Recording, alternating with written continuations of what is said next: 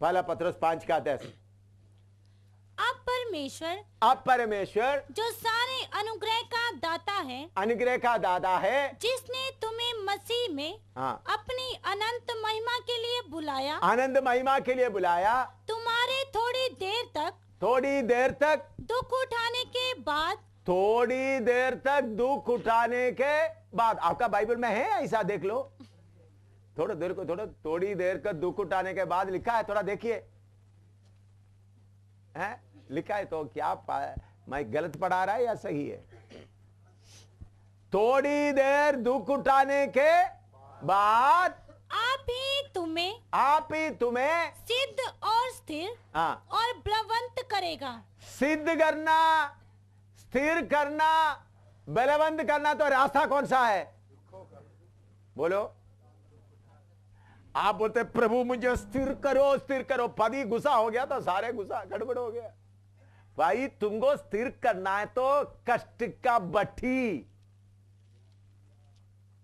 तुमको सिद्ध करना है तो कष्ट का बट्टी।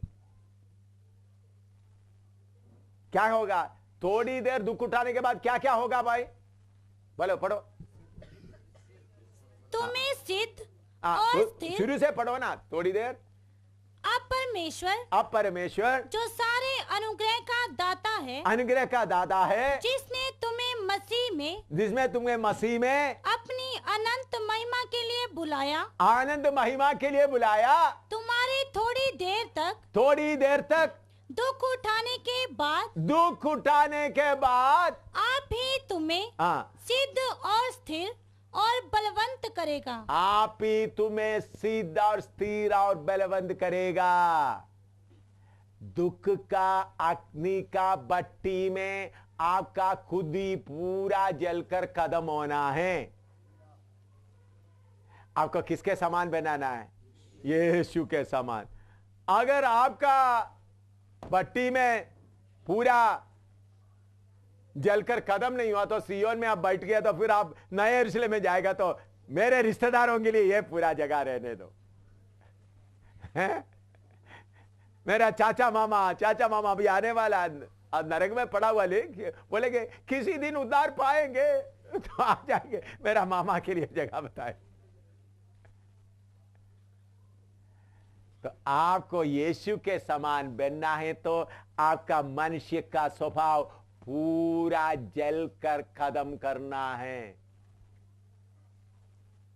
हमारे अंदर हमारा खुदी, हमारा मेरा अपना, ये सारे बातें कुल जलकर खत्म होने के बाद ही आप किसके समान बनेंगे? यीशु के समान बनेंगे। तो मेरे प्यारों, सियोन में रखने वाला एक एक पत्थर, इधर देखो, एक एक पत्थर एक जैसा है, बराबर वो चमकने वाला। मैं कल आगे बताऊंगा, आज वो पूरा बताने का समय नहीं।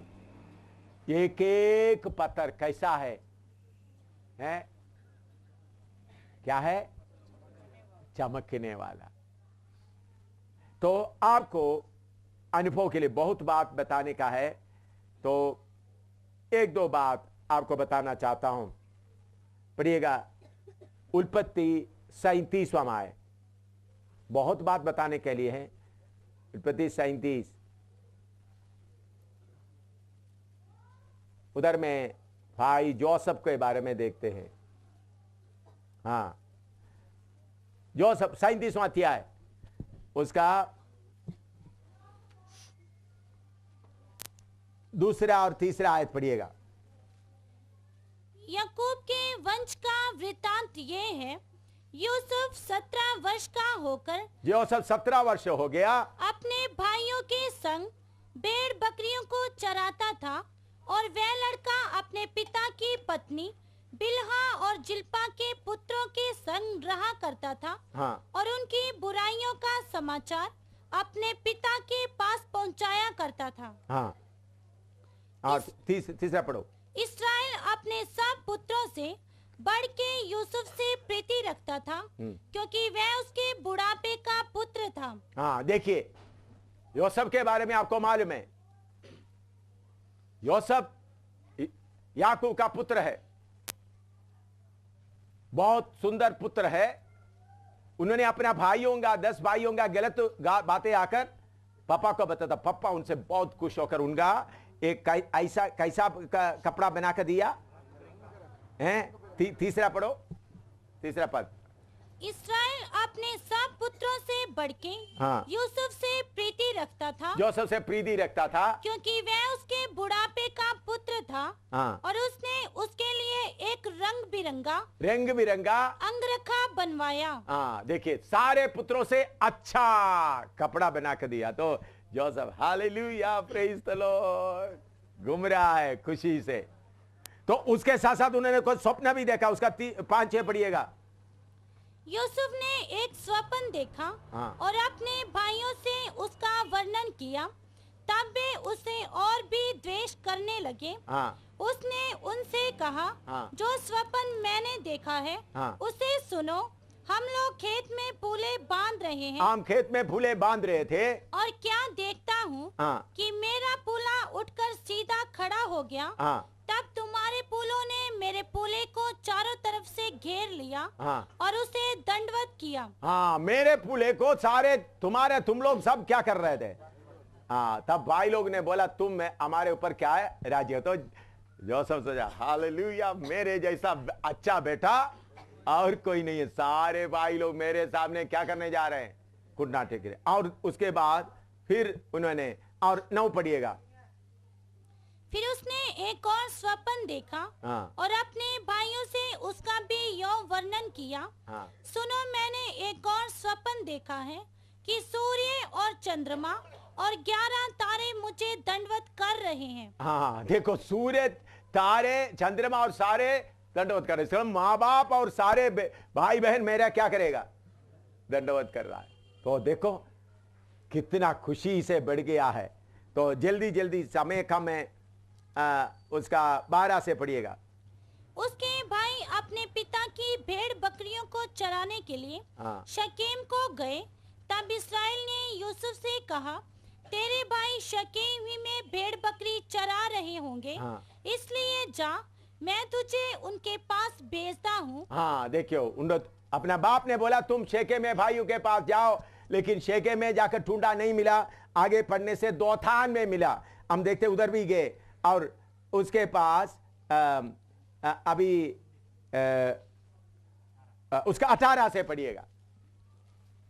जो ही उन्होंने उसे दूर से आते देखा, भाई लोगों को ढूंढते ढूंढते गया तो भाई लोग दूर से देखा तो उसके निकट आने के पहले ही हाँ। उसे मार डालने का षड्यंत्र रचा। हाँ। और वे आपस में कहने लगे, देखो वह स्वप्न देखने वाला आ रहा है। स्वप्न देखने वाला आ रहा है, बड़ा पापा का प्यारा बेटा आ रहा है। हाँ। इसलिए आओ, हाँ। हम उसको घात करके किसी गड्ढे में डाल दें। घात करके किसी गड्ढे में डाल देते हैं। और ये कह देंगे कि कोई बनेला पशु उसको खा गया। हाँ। फिर हम देखेंगे कि उसके स्वप्नों का क्या फल होगा। हाँ, स्वप्न का बड़ा स्वप्न देखा, उसका क्या फल होगा। हाँ। और ये सुन के रूबेन ने उसको उनके हाथ से बचाने के विचार से कहा, हम उसको प्राण से तो ना मारे।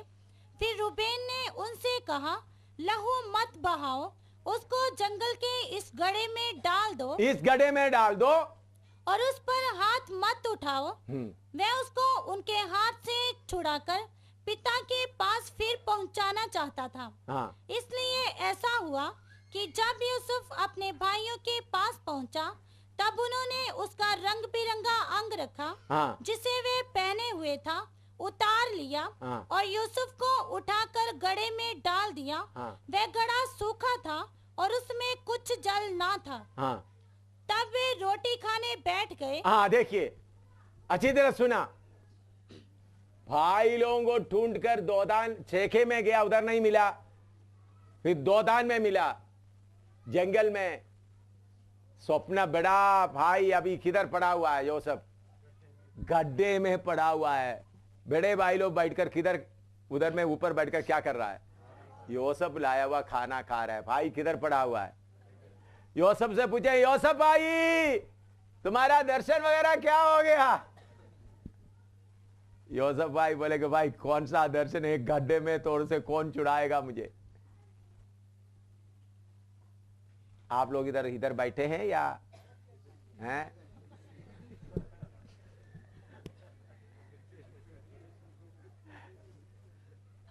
यूसुफ भाई दर्शन वाला अभी किधर है?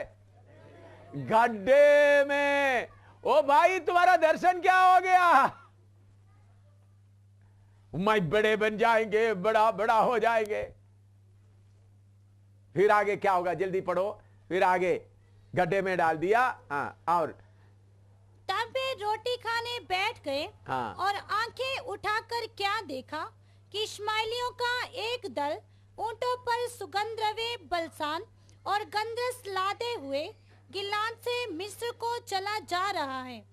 तब यहूदा ने अपने भाइयों से कहा, अपने भाई को घात करने और उसका खून छिपाने से क्या लाभ होगा?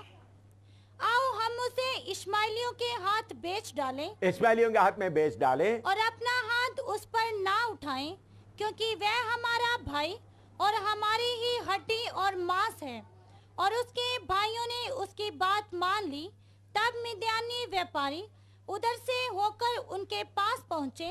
अतः यूसुफ के भाइयों ने उसको उस गड्ढे में से खींच के बाहर निकाला और इश्माएलियों के हाथ चांदी के 20 टुकड़ों में बेच दिया और वे यूसुफ को मिस्र ले गए। देखिए, अपना भाई गड्ढे में पड़ा था, बाद में देखा तो मिस्री लोग आ रहा है, इश्माएली लोग आ रहा है, उनके हाथ में 20 चांदी का टुकड़े के लिए बेच दिया।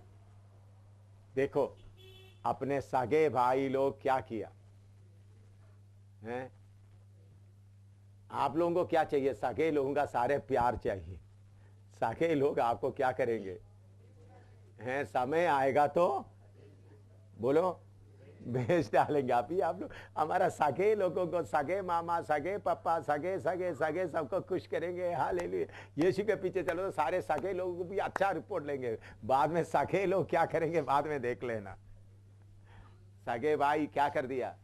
यूसुफ को बेच दिया। यूसुफ अभी गुलाम बन गए। जैसा जानवरों को उन्हीं दिनों में गाय बैल को बेचते थे, मनुष्य को बेचते थे, उसी मुताबिक यूसुफ को भी बेचकर ज्यादा। अभी उसका 39 का पहला और दूसरा हाथ पढ़िएगा। जब यूसुफ मिस्र में पहुंचाया गया, हाँ। तब पोतीपर नामक एक मिस्री ने, जो फिरौन का हाकिम और अंगरक्षकों का प्रधान था, उसको इश्माएलियों के हाथ से जो उसे वहां ले गए थे मोल लिया। हाँ, अभी पोतीपर के घर में उसको बेच दिया। तो पोतीपर के घर में उन्होंने कैसा उसका 6 पढ़िएगा। इसलिए उसने अपना सब कुछ यूसुफ के हाथ में यहाँ तक छोड़ दिया कि अपने खाने की रोटी को छोड़ वह अपनी संपत्ति का हाल कुछ ना जानता था। हाँ, अभी उसका 7वां पढ़िए, 7 से पढ़िएगा। इन बातों के पश्चात ऐसा हुआ कि उसके स्वामी की पत्नी ने यूसुफ की ओर आंख लगाई और कहा, मेरे साथ सो। पर उसने अस्वीकार करते हुए अपने स्वामी की पत्नी से कहा, सुन, जो कुछ इस घर में है मेरे हाथ में है, उसे मेरा स्वामी कुछ नहीं जानता और उसने अपना सब कुछ मेरे हाथ में सौंप दिया है। इस घर में मुझसे बड़ा कोई नहीं और उसने तुझे छोड़ जो उसकी पत्नी है मुझसे कुछ नहीं रख छोड़ा। इसलिए भला मैं ऐसी बड़ी दुष्टता करके परमेश्वर का अपराधी क्यों बनूं? और ऐसा हुआ कि वह प्रतिदिन यूसुफ से बातें करती रही, पर उसने उसकी ना मानी कि उसके पास लेटे या उसके संग सोए रहे। एक दिन क्या हुआ कि यूसुफ अपना कामकाज करने के लिए घर में गया और घर के सेवकों में से कोई भी घर के अंदर ना था। तब उस स्त्री ने उसका वस्त्र पकड़कर कहा, मेरे साथ सो। पर वह अपना वस्त्र उसके हाथ में छोड़कर भागा और बाहर निकल गया। ये देखकर कि वह अपना वस्त्र मेरे हाथ में छोड़कर बाहर भाग गया, उस स्त्री ने अपने घर के सेवकों को बुलाकर कहा, देखो, वह एक इब्री मनुष्य को हमारा तिरस्कार करने के लिए हमारे पास ले आया है। वह तो मेरे साथ सोने के मतलब से मेरे पास अंदर आया था और मैं ऊंचे स्वर से चिल्ला उठी और मेरी बड़ी चिल्लाहट सुनकर वह अपना वस्त्र मेरे पास छोड़कर भागा और बाहर निकल गया। देखो इधर में जोसेफ पवित्रताई से रहा, लेकिन उनके ऊपर क्या किया गया, इल्जाम लगा। ये बातें आपको मालूम है। अभी उसका 19 और 20 पढ़िएगा। अपनी पत्नी की ये बातें सुनकर कि तेरे दास ने मुझसे ऐसा ऐसा काम किया, यूसुफ के स्वामी का कोप भड़का और यूसुफ के स्वामी ने उसको पकड़कर बंदी गृह में जहाँ राजा के कैदी बंद थे डलवा दिया। अतः वह उस बंदी गृह में रहा, पर यहोवा यूसुफ के संग संग रहा। सुनिएगा, यूसुफ पहले कितना अच्छा बैठा था, अच्छा स्वप्न मिला, लेकिन देखते हैं उनके सामने आशीष का रास्ता, एक के बाद आशीष, दूसरा आशीष, आशीष का सीढ़ी एक एक चढ़ रहा है ना यूसुफ, आशीष का सीढ़ी चढ़ रहा है। भाई यूसुफ का हालत आप देखना है तो आपको मालूम होना है यूसुफ कौन सा रास्ते में चला। पहले आप अपना बाप के साथ में बराबर में रह रहा था, उस वक्त उनको दर्शन मिला, क्या क्या होंगे, मैं बड़ा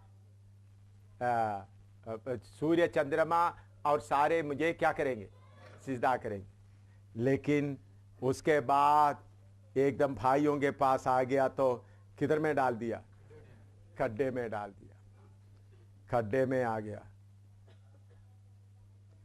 खड्डे से लेकर फिर किधर भेजा, मिस्र में भेज दिया।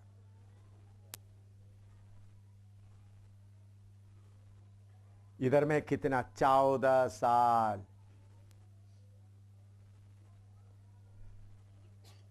आशीष पाया हुआ आदमी, वायदा किया हुआ आदमी का हालत देखो। पहले आलस से किधर आ गया, पहले खड्डे में गिर गया, खड्डे में डाल दिया, उधर से तो रास्ता यही है, सियोन का रास्ता इसी प्रकार है। आप लोग सोचते हैं सियोन का रास्ता क्या है, बहुत ही आशीष का, ऊंचा ऊंचा नहीं। सियोन के रास्ते में आ गए तो ऊपर को नहीं भाई, किधर, नीचे को, कष्ट के नीचे। इसके बाद फिर जेल में, 14 साल जेल में पड़ा हुआ है। 14 साल जेल में पड़ा होकर भाइयों का गलती बोलने का सारा स्वभाव क्या हो गया क्या हो गया। पहले क्या करते थे, मैं अच्छा हूं, भाई लोग क्या है, बुरा है करके बोलते हैं। तो ऐसा पढ़े पढ़े हम देखते हैं उसका 41 का 14 पढ़िएगा। तब फिरौन ने यूसुफ को बुलवा भेजा और वे झटपट बंदी गृह से बाहर निकाला गया, झटपट बंदी गृह से बाहर निकाला गया और बाल बनवाकर और वस्त्र बदलकर फिरौन के सामने आया। फिरौन ने यूसुफ से कहा, मैंने एक स्वप्न देखा है। बस अभी उधर में और स्वप्न के कहानी सब आपको मालूम है। तो 14 साल पूरा होते समय में राजा का स्वप्न बताने के लिए यूसुफ को झटपट किधर से निकाल के जा रहा है, बंदी गृह से। तो फिर बाद में उनका सपना बताया। अभी उसके बाद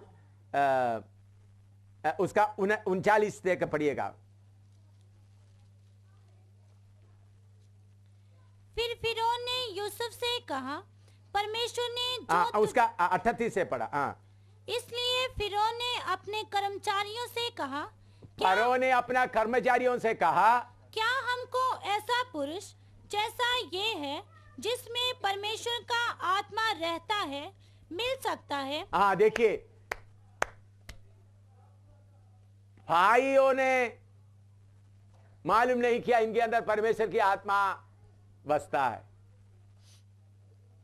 मिस्र का राजा ने बोला इनके अंदर क्या बसता है, आपको कष्ट कष्ट के भट्टी में डालकर आपका खुदी को सारे रगड़ कर निकालते समय में लोगों को मालूम होगा आपके अंदर क्या बसता है, परमेश्वर की आत्मा बसता है। आपके अंदर का परमेश्वर की ईश्वरत्व को प्रकट करना है तो कूड़ा का, आशीष का कूड़ा डालने से नहीं होगा।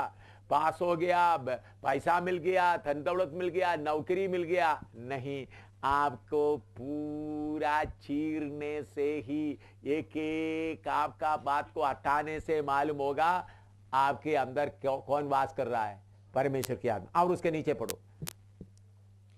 फिर फिरौन ने यूसुफ से कहा, हाँ। परमेश्वर ने जो तुझे इतना ज्ञान दिया है कि तेरे तुल्य कोई समझदार और बुद्धिमान नहीं, इस कारण तू मेरे घर का अधिकारी होगा और तेरी आज्ञा के अनुसार मेरी सारी प्रजा चलेगी।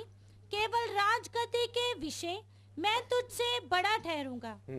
फिर फिरौन ने यूसुफ से कहा, सुन, मैं तुझको मिस्र के सारे देश के ऊपर अधिकारी ठहरा देता हूँ। तब फिरौन ने अपने हाथ से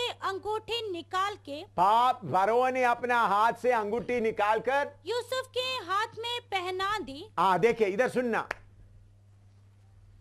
राजा का अधिकार का अंगूठी तब निकालता है जब राजा मरता है। राजा मरते समय में राजा का अंगूठी निकालकर दूसरा राजा को पहनाता है। इधर में अभी लिखने के लिए नहीं, अभी इधर देखो, बाद में आप लिखो। राजा खुद अपना अधिकार का अंगूठी निकालकर किसको दे रहा है? जोसेफ को। इससे ऊंचा पदवी पर मिस्र में नहीं है। कभी भी जीवित राजा अपना अंगूठी दूसरे को नहीं देता। जिसके पास अंगूठी है, राजा का अंगूठी है, उसके पास है सारे अधिकार। मिस्र का सारा अधिकार किसको मिल गया? और नीचे पढ़ो। और उसको बढ़िया मलमल के वस्त्र पहनवा दिया। हाँ। और उसके गले में सोने की जंजीर डाल दी। हाँ। और उसको अपने दूसरे रथ पर चढ़ाया। और लोग उसके आगे आगे हाँ। यह प्रचार करते चले कि घुटने टेक कर दंडवत करो। और उसने उसको मिस्र के सारे देश के ऊपर प्रधानमंत्री ठहराया। हालेलुया। देखिए यूसुफ का इधर में ऐसा इतने साल पढ़े यूसुफ बदल गए। क्या हो गया? जोसेफ पहले उस गड्ढे में पड़ा रहा, उसके बाद 14 साल किधर पड़ा रहा? जेल काल में। ये एकदम उनके लिए ऊंचे स्थान में बुलावट मिल गया, एकदम झटपट अधिकार भी मिल गया। सारे लोग घुटना टेकर क्या कर रहा है? पोतीफर का पत्नी भी क्या कर रहा है? उधर पोतीफर का पत्नी भी दंडवत कर रहा है। ये अगर मिस्र का राजा बनना है तो ये रास्ता है, तो सियोन का युगानुयुग का राजा बनने का तो रास्ता कौन सा है? आप क्या बोलते हैं? इधर से सीधा उधर जाए। किधर से? इधर से सीधा। ओ प्रभु हालेलुया, मैं उपवास रखता हूं, प्रार्थना करता हूं, इधर से सीधा उधर जाए। ये हमको नहीं चाहिए प्रभु, ये नहीं चाहिए। कोई छोटा रास्ता नहीं है, यही रास्ता है। ये छोटा रास्ता कोई भी नहीं है। हाँ लिखो, इतना कुछ लिखो, फिर आगे का मैं आगे भी और बताता हूं। और जल्दी कुछ लिखना है तो लिखो। उल्पत्ति 45 का 7-8। इसलिए परमेश्वर ने मुझे तुम्हारे आगे इसीलिए भेजा कि तुम पृथ्वी पर जीवित रहो और तुम्हारे प्राणों के बचने से तुम्हारा वंश बढ़े। इस रीति अब मुझको यहाँ पर भेजने वाले तुम नहीं, परमेश्वर ही ठहरा। हाँ, अभी यूसुफ के पास अपना भाई सब आ गए, क्योंकि सारे कनान देश में अकाल आ गए। यूसुफ के पास आया, उनका स्वप्न पूरा, उन लोग सब क्या किया? सिजदा किया। तब यूसुफ अपना भाइयों को बोलते हैं, तुमने मुझे नहीं भेजा, बल्कि कौन भेजा? परमेश्वर ने भेजा। यह पहचान कहां से आया? 14 साल जेल में पड़ा, उधर में पहचाना। पहले कौन सा आदत था? भाइयों का गलती बता रहा था, तो भाई लोग उनको खुद बेचा, खड्डे में डाला, फिर भी उन्होंने क्या बोलता है? तुमने नहीं भेजा बल्कि परमेश्वर। एक गड्ढे में नहीं गया तो क्या बना? आया है रेशन लेने के लिए, पकड़ कर सबको क्या करना था? बंद करना था। लेकिन 14 साल जेल में और खड्डे में पड़कर यूसुफ महाराज का सारे खुद ही महाराज निकल गया है। यूसुफ साधारण, यूसुफ बोलते हैं, मुझे कौन भेजा इधर? परमेश्वर ने भेजा। दूसरे के ऊपर गलती बोलने का आदत पूरा किधर खत्म हो गया है? 14 साल जेल खाने में पड़े दूसरों को गलती बोलने का सारे काम खत्म हो गया। हालेलुया। मेरे प्यारों, आपको भी बदलना है तो ये कष्ट के रास्ते के अलावा कोई रास्ता नहीं है। जोसेफ को जबरदस्ती खड्डे में डाला, लेकिन आपको अपने आप ये कष्ट का रास्ता चुनना है। आपके लिए प्रभु ने यूसुफ को मिस्र का राजा बनाया।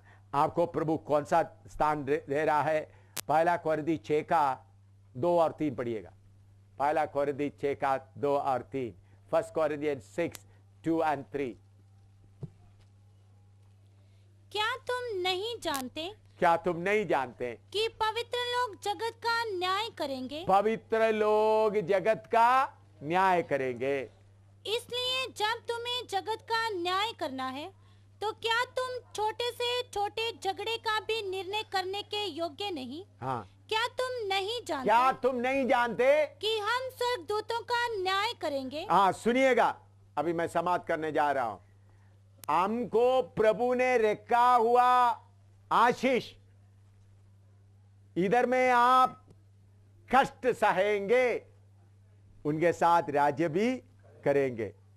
आपको कष्ट प्रभु जानबूझकर बर्बाद करने के लिए नहीं, पाप माफ करने के लिए नहीं, आपका मनुष्य स्वभाव बदलने के लिए, आपका संसार का लगाव दूर करने के लिए। उसके बाद हम जगत का राज्य करेंगे, स्वर्गदूत को भी क्या करेंगे? राज्य करेंगे।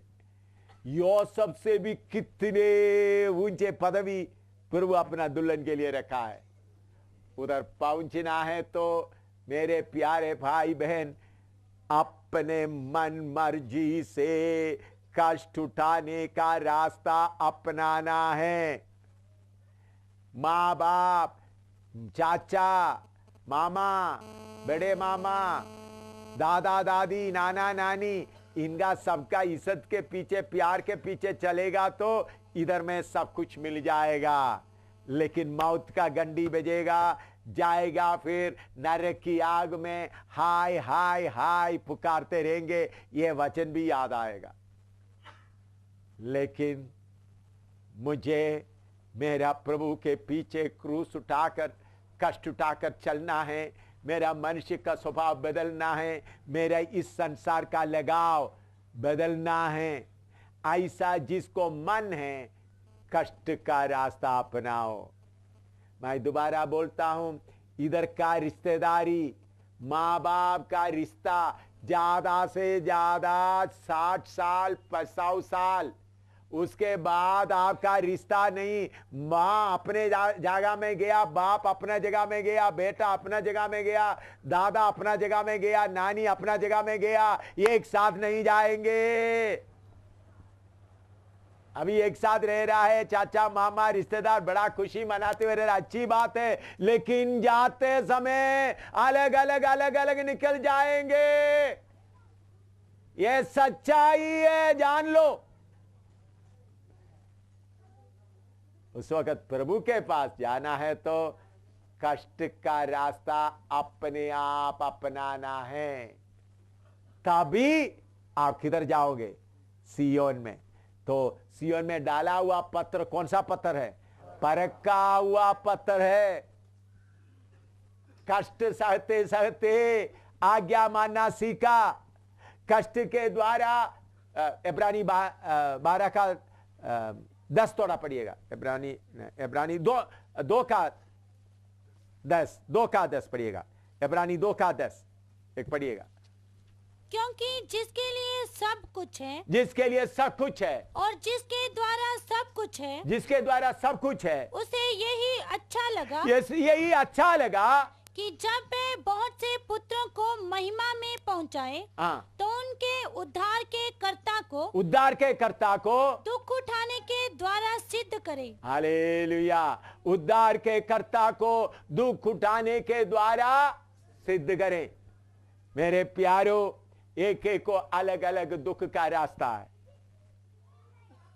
यह है सियोन का रास्ता। दूसरा आशीष का रास्ता। दूसरा लोग दूसरा यीशु बोलते, वो असली यीशु नहीं है, शैतान यीशु के रूप में आया है। उनका सुसमाचार असली समाचार नहीं है, बल्कि शैतान का है। आपको उसके पीछे जाएगा तो नरक की आग में जाने के अलावा कोई रास्ता नहीं। तो आइए, जो सियोन में जाने वाला है, अपने आप को, चाहे बरादरी मुझे तुच्छ जाने, लोग मेरे ऊपर थूके, चाहे मेरे शरीर में बीमारी आकर गलना, शरीर गलना भी शुरू हो जाए, मुझे सियोन में पहुंचना है। मुझे मेरा पिता के पास पहुंचना है। इस संसार का सारी चीजें फानी है, असलियत मुझे चाहिए। ऐसा जो चाहिए, कष्ट के लिए अपने आप को समर्पण करे। प्रभु, कष्ट का मार्ग में मैं चलना चाहता हूं। हालेलुया। उसमें ये रास्ता तंग है, वो गीत गाए। हाँ, ये मार्ग बहुत तंग है। हाँ, नंबर कौन सा है बोलिए? 180, 186 गाएंगे। 186, 186 गाए। ये मार्ग बहुत सकरा और तंग है, कौन इस पर चल पाएगा?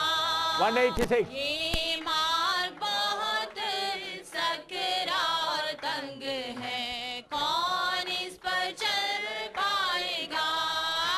मित्र बहुत कम है, साथी कोई नहीं, लेकिन उद्धार का मार्ग यही है। मित्र बहुत कम है, साथी कोई नहीं, लेकिन उद्धार का मार्ग यही है।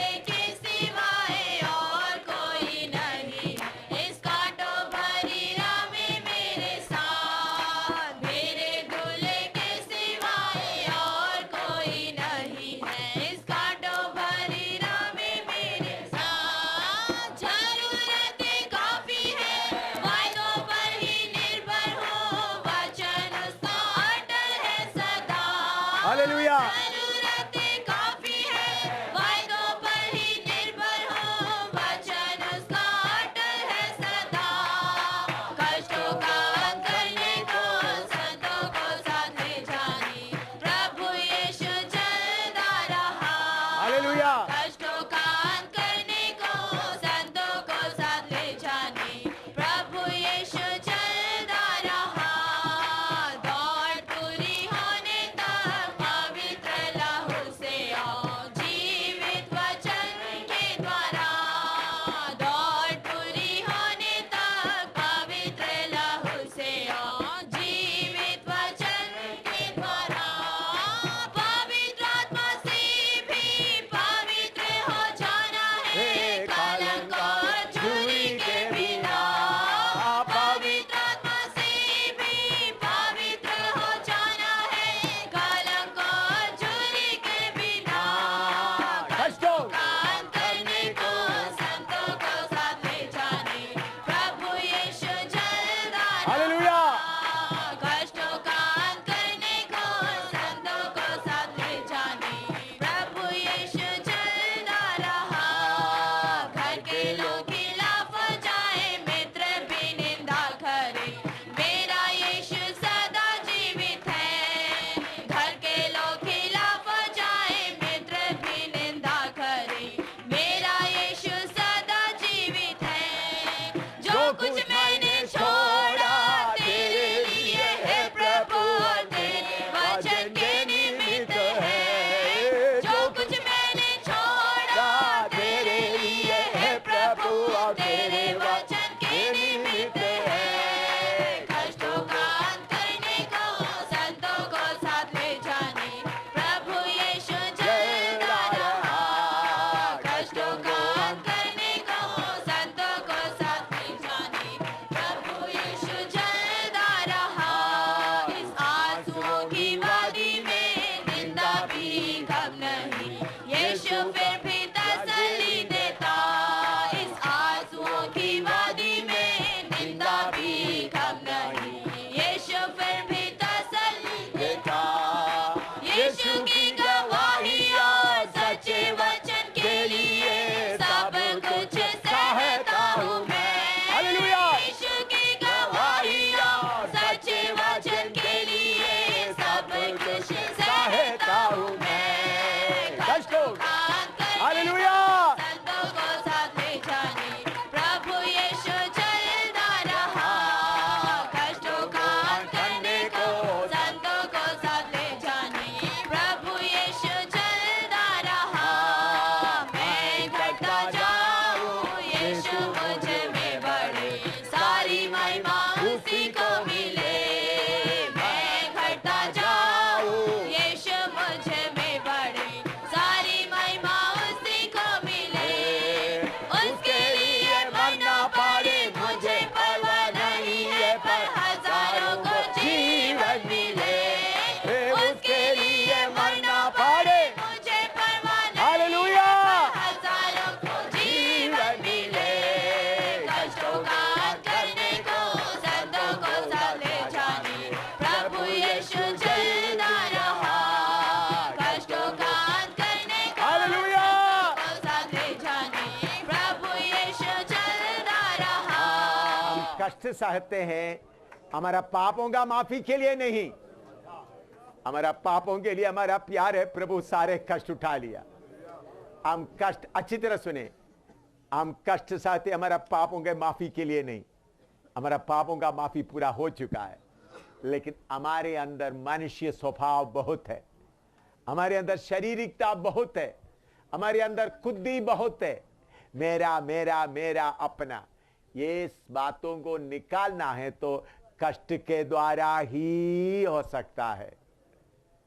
आपका पाप का माफी के लिए कोई भी कष्ट उठाने का जरूरत नहीं, पापों का माफी के लिए एक दिया भी जलाने का जरूरत नहीं, पापों को पाप माफी के लिए खेला देने का जरूरत नहीं, नारियल चढ़ाने का जरूरत नहीं, पैसा देने का जरूरत नहीं, पापों का माफी के लिए तीर्थ यात्रा करने का जरूरत नहीं। वो सब प्रभु यीशु क्रूस पर हमारे लिए ले लिया है।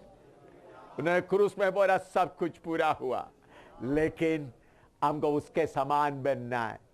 हमारे शरीर में बहुत इच्छाएं हैं, बहुत मोह है, हमारे अंदर बहुत मोह, बहुत इच्छाएं हैं। इसको निकालने के लिए, इसके ऊपर जय पाने के लिए ही सिर्फ कष्ट का मार्ग, आपके अंदर का मोह को निकालने के लिए, आपके अंदर का इच्छाओं को निकालने के लिए। जब आपका मोह और इच्छा हट जाए, आप यीशु के समान बनेंगे, युगान युग तक प्रभु के साथ आप राज्य करेंगे। इसलिए याद रखें, आपका पापों के लिए आप कष्ट नहीं उठा रहा है, आपका मोह दूर करने के लिए, आपके अंदर का इच्छाएं दूर करने के लिए, सांसारिक चिंताएं दूर करने के लिए, आपका खुदी को दूर करने के लिए। कष्ट का बट्टी के अलावा और कोई नहीं। और कष्ट हो सकता है घर का झगड़ा, पैसा का तंगी, बीमारी, बच्चा स्कूल में फेल हो गया, नौकरी से निकाल दिया गया, आपका शरीर पूरा बीमारी से परेशान है, ये सब आपका फायदा के लिए। इसलिए रोमी 8:28 में लिखा है, सारे मिलकर भलाई उत्पन्न करता है उनके लिए जिनको ऊंचे बुलावट से बुलाया गया है। तो शैतान आपको कुछ नहीं कर सकता। एग्जाम में कम मार्क मिल गया या इम्तिहान में फेल हो गया और बीमारी आ गया, पैसा चोरी हो गया, घर को लोग आग लगा दिया, आपका पाव किसी ने तोड़ दिया, सारे मिलकर आपको बुरा बोल रहा है, आपको अपना घर से निकाल रहा है, ये सब भलाई के लिए है, ताकि आपका खुद ही पूरा दूर हो जाएंगे। यूसुफ 14 साल तू कष्ट उठाया, एकदम सिंहासन में उठा लिया गया। इसी मुताबिक इन्हीं दिनों में यीशु बादलों पर आएगा। यीशु बोलेगा, मेरे बच्चों इधर आओ। जय पाया हुआ लोग यीशु के साथ सिंहासन में बैठकर राज्य करेंगे। इसलिए अपने आप को कष्ट सहने के लिए, दुख सहने के लिए, परेशानी उठाने के लिए तैयार हो जाए। इसलिए प्रभु ने बोला, इस संसार में तुमको क्लेश होगा। इसलिए बोला, बहुत कष्टों के द्वारा ही परमेश्वर के राज्य में प्रवेश करना, ताकि हमारा खुद ही निकल जाए, हमारा अपनापन निकल जाए, मेरा मेरा निकल जाए, आपका इस संसार का नाम वगैरह सब निकल जाए। अभी आप छोड़ेगा तो अच्छा है, नहीं तो मौत आएगा, सब चुरा के ले जाएगा। अभी अपने आप छोड़ेगा तो आशीष मिलेगा, नहीं तो मौत जबरदस्ती आकर आपको खींच के ले जाएगा। कौन रोक सकता है? आपका इज्जत किस काम का है? आपका बराबरी का मदद किस काम का? आपका नाम किस काम का? कुछ नहीं। इसलिए प्रभु प्यार करते हुए बोलते, तंग रास्ता अपनाओ। चाहे पड़ोसी निंदा करें, अपना लोग निंदा करें, कुछ भी करें, कितना भी परेशानी है, मैं सब कुछ छोड़ा, प्रभु यीशु तेरे लिए है, वो प्रभु जल्दी आ रहा है। इसलिए मेरे प्यारो, कष्ट का मार्ग अपनाओ। आप स्वर्गदूतों को भी न्याय करने का, सारे दुनिया के ऊपर राज्य करने का हालत में आएंगे। Hallelujah, hallelujah. इसलिए अभी इलेक्शन हो रहा है इधर का पार्लियामेंट के लिए, 5 साल का कुर्सी के लिए, लेकिन हमारा इलेक्शन हो चुका है। हम दौड़ पूरा करना है, युगान युग तक सिंहासन में बैठकर परमेश्वर के साथ राज्य करेंगे। उसके लिए क्या करो? कष्ट का मार्ग खुशी से अपनाओ, प्रार्थना करो।